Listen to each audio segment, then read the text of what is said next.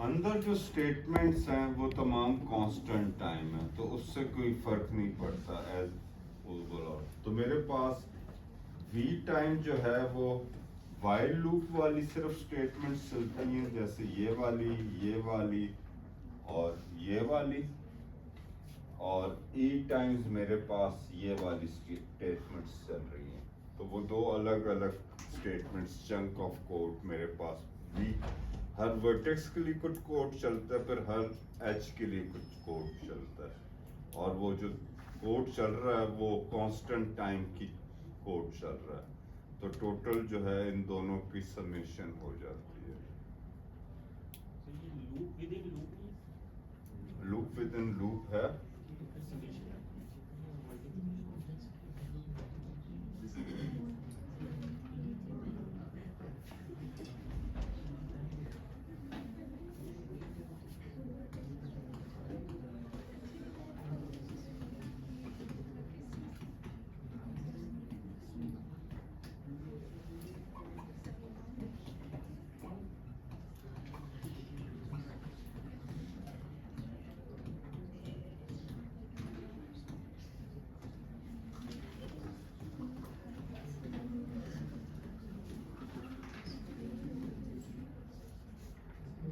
इस तरह की चीज है ना। तो मैं इसको ये भी कर सकता हूँ कि ये बी टाइम चलता है, ये ई टाइम चलता है, और मैं कह सकता हूँ कि plane time is B into. क्या ये इनकरेक्ट है? ये इनकरेक्ट नहीं है, इट्स फाइन। मैं ये नहीं कह सकता कि ये इनकरेक्ट है। क्या ये एक ओवर एस्टिमेट है? तो हाँ, ये एक ओवर एस्टिमेट है। वजह क्या है? क्योंकि हमें ये बात पता है कि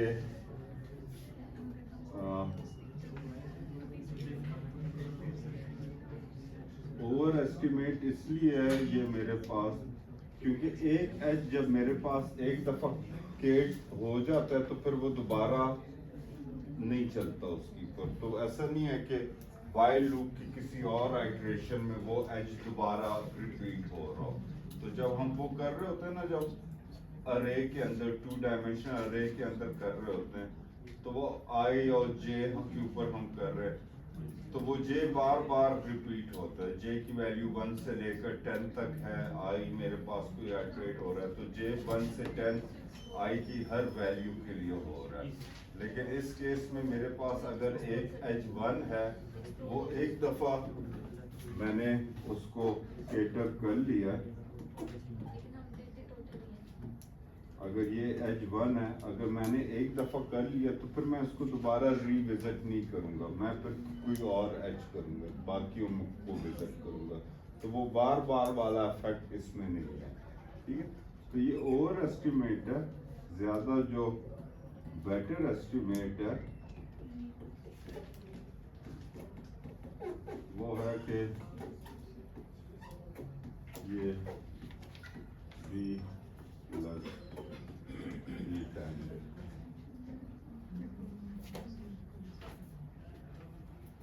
क्लियर हुआ?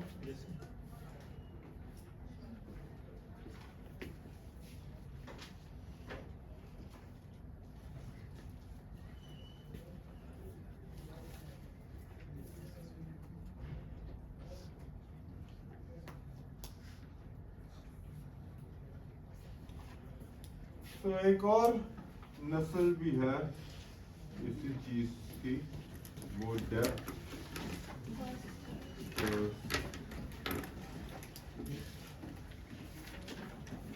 सर्च।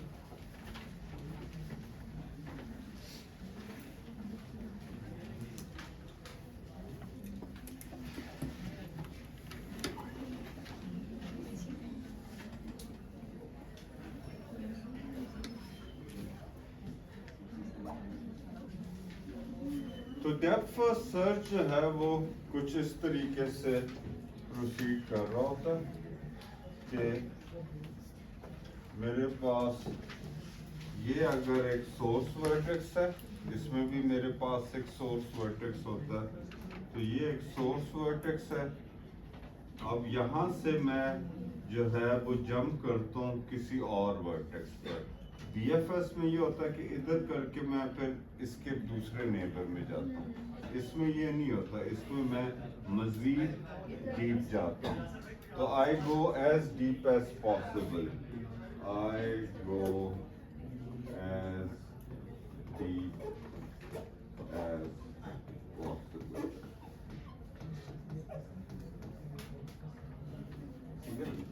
तो एक दफा ये हो गया तो फिर मैं स्टॉप में बताऊंगा, ये यहाँ पर चला गया, फिर वो मजीद कहीं पर चला गया, फिर वो मजीद कहीं चला गया। अब वो वापस ट्रैक करेगा, इधर आ गया, इधर से कोई एज नहीं है, इधर आ जाएगा। अब यहाँ से वो यहाँ पर चला जाएगा, यहाँ पर चला जाएगा, यहाँ पर नहीं जाएगा क्योंकि ऑलरेडी ये विजिटेड है, तो ये बैक मेरे पास प्रोपोगेट करेगा। अब यहाँ से वो मजीद डीप, यहाँ से वो एक्सप्लोर करता है कोई अनएक्सप्लोर्ड वर्टेक्स, तो वो यहाँ पर आ जाएगा। अब इसका नेबर जो है वो ये वाला है, लेकिन ये मेरे पास एक्सप्लोर्ड है, तो वो वापस मेरे पास इधर आ जाएगा, और ये वाला भी एक्सप्लोर्ड है, फिर मेरे पास वो इधर आ जाएगा, इसके भी सारे नेबर्स एक्सप्लोर्ड है, तो वो अब मेरे पास वापस इधर आ जाएगा। ग्राफ बाकी जो है वो सारा का सारा मेरे पास एक्सप्लोर्ड है। अगर यहाँ पर कोई ग्राफ का कोई और पार्ट होता या कि एक्सप्लोर्ड ना होता तो वो वहाँ पर डीप जाना शुरू कर देता।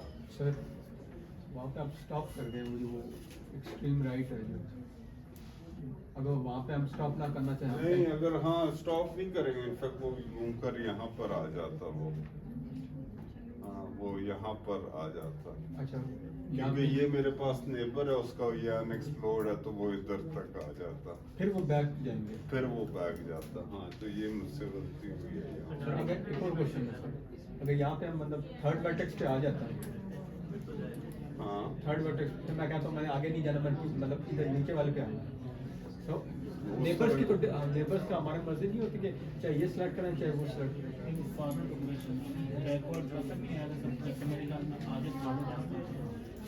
जो डेप्थ फर्स्ट सर्च है तो उसकी जो डेफिनेशन है कि मैं उतना डीप जाता हूँ कि जितना मैं जा सकता हूँ। अगर मैं कोई किसी कंडीशन के बेस पर कोई मॉडिफिकेशन करना चाहता हूँ तो वो इम्पॉसिबल नहीं है, लेकिन वो डेप्थ फर्स्ट सर्च नहीं बनेगा। मतलब ये है कि हमारे पास पॉसिबिलिटी है कि हम आगे जाएं, तो हम आगे ही जाएंगे, ये नहीं हाँ। कि शॉर्टेस्ट हाँ। ऐसी जगह पहुंच जाए कि हम हमें एक ऐसा वो बनाना चाहते हैं कि जिसमें जितना डीप आगे की तरफ हम जा सकते हैं उतना हम जाते जाएं अंटिल हम बैक की तरफ चलते हैं।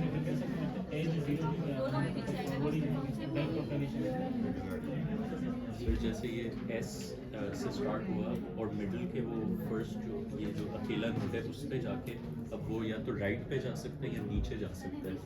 तो ये राइट पे ऑब्वियसली डेप्थ में जाएगा, लेकिन ये नीचे भी तो जा सकते हैं, तो इसकी नीचे depth जाएगा, भी नीचे क्यों नहीं जाएगा? और इसका ये आपने सवाल पिछली दफा पूछा था, मैंने जो जवाब दिया तो वही जवाब इस दफा भी अप्लाई करता है। एजेंसी लिस्ट में जैसे एजेंसी लिस्ट में जिस ऑर्डर में आता है तो उस ऑर्डर में आता है, उसको ग्राफ इस तरीके से ना नजर आता है ना ये कोई मीनिंग है। ये मेरे लिए एज अ ह्यूमन मीनिंगफुल है, कंप्यूटर के लिए वो एक एजेंसी लिस्ट है। चलो 5 मिनट की ब्रेक करते हैं और फिर हम चलो 10 मिनट्स की करना।